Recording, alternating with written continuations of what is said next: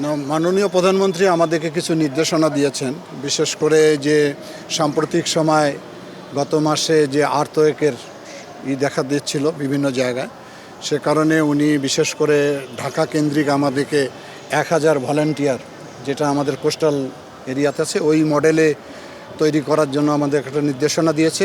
বিশেষ করে ওই সময় লোকজনকে অ্যাসেম্বল করার জন্য ঢাকা শহরে বিভিন্ন খেলার মাঠ, স্কুলকে চিহ্নিত করতে বলা হয়েছে আমাদেরকে, এবং আরও কিছু নির্দেশনা দিয়েছে কিছু ইকুইপমেন্ট দ্রুত গতিতে যাতে আমরা প্রকিউরমেন্ট করতে পারি, এবং অ্যাওয়ারনেস তৈরি করার জন্য অন্য অন্য মন্ত্রণালয়ের সঙ্গে আমাদের কাজ করার নির্দেশনা দিয়েছে। এগুলো নিয়ে আমরা কাজ করে আগামী 11 তারিখ আবার আমরা বসে এটার ফলো আপ দিই।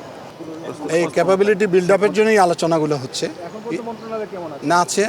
আমাদের যেগুলো ইকুইপমেন্ট আমরা প্রকিউরমেন্ট করছি, এগুলো আর্ম ফোর্স ডিভিশনে আমরা দিয়েছি, কিছু ফায়ার সিভিল ডিফেন্সকে দিয়েছি। বিভিন্ন বিষয় নিয়ে আলোচনা হয়েছে, মূলত এই 3-4টির ব্রিফের সবচেয়ে বেশি গুরুত্ব দিয়েছেন উনি। সেই নিয়ে আমরা কাজ করব, কাজ করে আবার 11 তারিখ আমরা বসে আমরা আমাদের এই ব্যাপারগুলোকে নিয়ে কিভাবে আমরা কাজ করব সেগুলো সিদ্ধান্ত হবে। না, 180 দিন তো সরকারের পরিকল্পনা, আমাদের মধ্যে যেগুলো আওতাভুক্ত সেগুলো আমরা করব।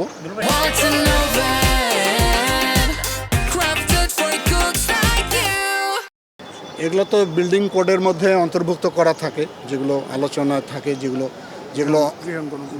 গৃহ মন্ত্রণালয় এরা এটা দেখাশোনা করে।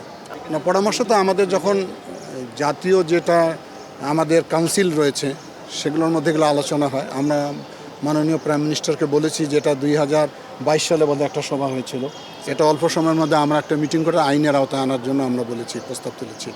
না, আমরা বলেছি যে 1 লক্ষ স্বেচ্ছাসেবক আমরা, যেমন আমাদের কোস্টাল এরিয়ার মধ্যে আছে, একই আঙ্গিকে একই মডেলে আমরা ঢাকায় করব, সেটা নিয়ে আমরা কাজ শুরু করতে চাচ্ছি এখন।